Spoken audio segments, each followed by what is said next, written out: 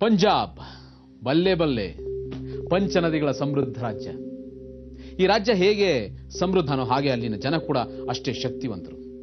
ಅಲ್ಲಿನ ರೈತರು ಟ್ರ್ಯಾಕ್ಟರ್ನ ಹೊಲ ಉಳೋದಕ್ಕೆ ಬಳಸ್ತಾರೆ, ವಸ್ತುಗಳನ್ನ ಸಾಗಿಸೋದಕ್ಕೆ ಬಳಸ್ತಾರೆ. ಆದರೆ ನಮ್ಮ ಶಬಾಷ್ ಇಂಡಿಯಾಕ್ಕೆ ಬಂದಿರುವಂತಹ ಒಬ್ಬ ವ್ಯಕ್ತಿ ಮಿಸ್ಟರ್ ಬಲ್ಜೀತ್ ಸಿಂಗ್ ಅವರು ಟ್ರ್ಯಾಕ್ಟರ್ನಿಂದ ಚಮತ್ಕಾರ ಮಾಡ್ತಾರೆ. ಏನು ಚಮತ್ಕಾರ ಮಾಡ್ತಾರೆ ಬನ್ನಿ ನೋಡೋಣ.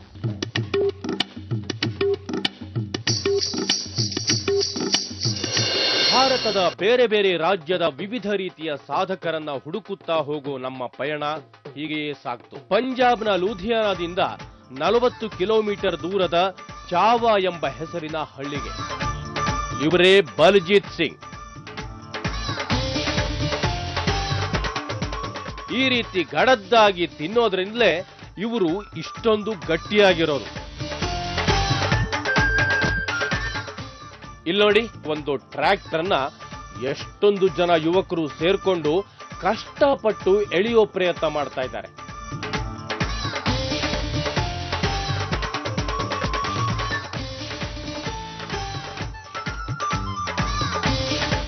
ಈಗ ಬಲ್ಜೀತ್ ಸಿಂಗ್ ಏನ್ ಮಾಡ್ತಾರೆ ನೋಡೋಣ ಬನ್ನಿ.